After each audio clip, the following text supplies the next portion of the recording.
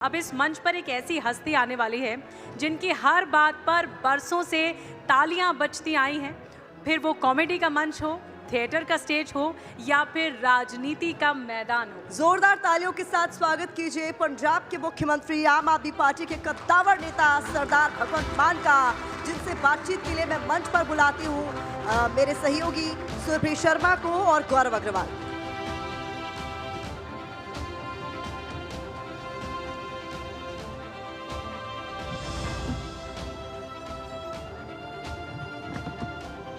मान साहब स्वागत है। बहुत बहुत शुक्रिया।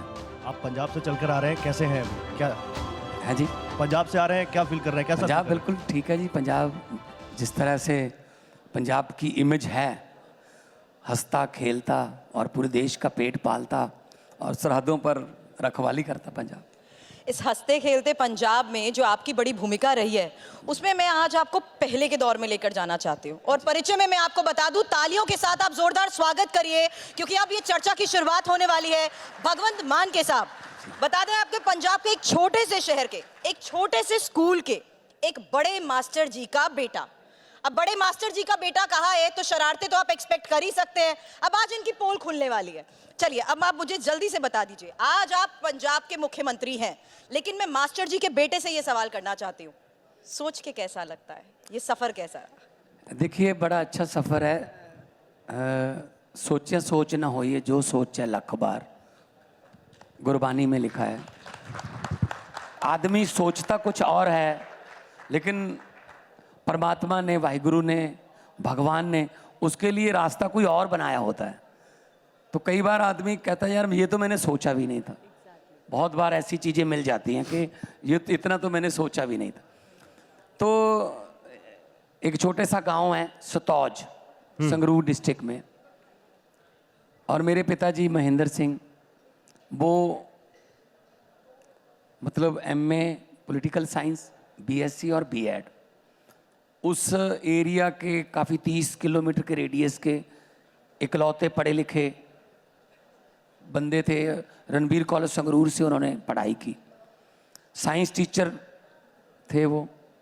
ऑब्वियसली फिर गांव के बिल्कुल पास ही 3-4 किलोमीटर गांव है तोलावाल, वहाँ पे वो हेड मास्टर थे, बड़े मास्टर थे। बड़े मास्टर। तो उन्होंने मेरा दाखिला भी वहीं करवा लिया।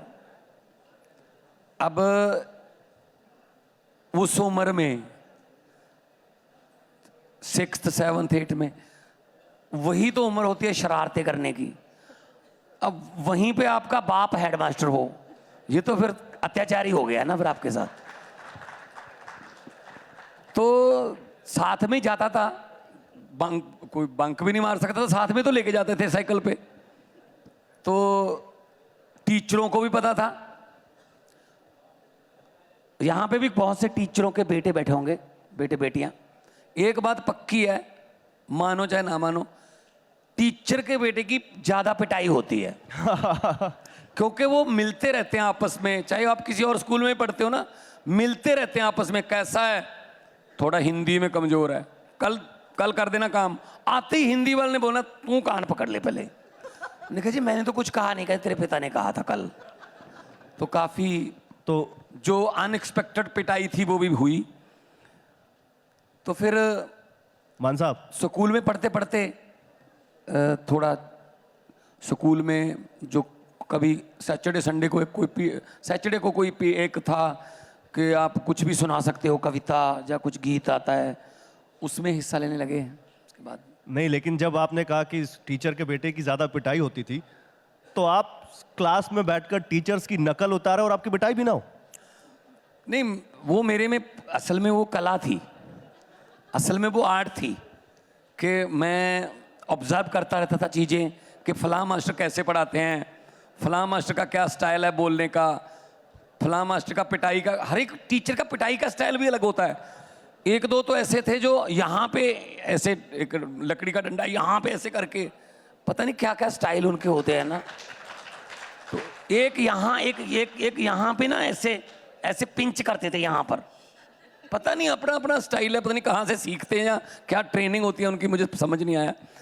तो हर एक का पिटाई का स्टेप भी तो मैं वो करता रहता था।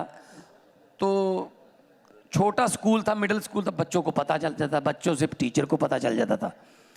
तो फिर ये- पिटाई को मैंने अपनी किस्मत में ये मान ही लिया कि भाई टीचर के बेटे यहाँ पे होते होगी। नहीं तो यूनिक पिटाई के तरीके जो आप बता रहे हैं, आपकी कोई फेवरेट हो चुकी थी कि हाँ पता है अब इसकी तो आदत ही हो गई है? नहीं नहीं, क्योंकि मैं पढ़ाई में होशियार था, इसीलिए वो मेरी शरारतें दब जाती थी।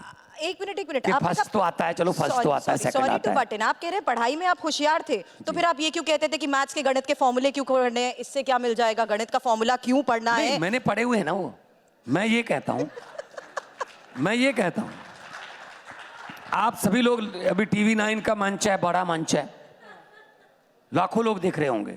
हमें पढ़ाया कुछ और जा रहा है, जिंदगी में काम कुछ और आ रहा है, रेलेवेंट पढ़ाई नहीं है। आप बता दीजिए मुझको, किसी ने, यहां पर बैठे हैं कितने लोग, लाखों सुन रहे होंगे, किसी ने a² + b² + 2ab का फॉर्मूला इस्तेमाल करके बाजार से केले खरीदे हैं?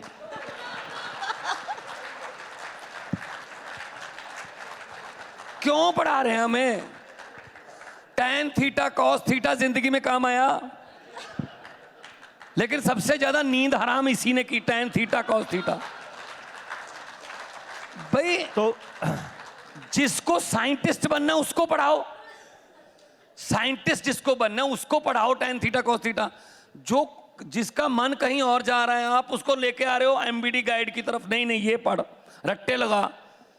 एक जगह पे ना पोस्टमैन की पोस्टें निकली, मतलब डाकिये रखने थे, जी जी, डाकिये की पोस्टें निकली। एक बंदे का सारा क्वालिफिकेशन वगैरह सब क्लियर था, कहते जी बाकी क्लियर है, एक इंटरव्यू करनी है। कहते हाँ जी। कहते पहला सवाल इंटरव्यू करने के लिए, कहते चांद और धरती की कितनी दूरी है? वो कहता जी अगर इस रूट पे चिट्ठियां बांटनी है तो मेरी तरफ से जवाब है। मतलब यार आपने डाकिया रखना है, उससे ये पूछ लो कि भाई साहब नोएडा वाला जो पुल है उससे जो इधर अपना धौला कुआं कितनी दूर है, धौला कुआं से आजादपुर वाली मंडी कितनी दूर है, जहां चिट्ठियां बांटनी है। अब चांद की दूरी पूछ रहे हैं उससे, क्या लेना देना इससे? तो हमारा ना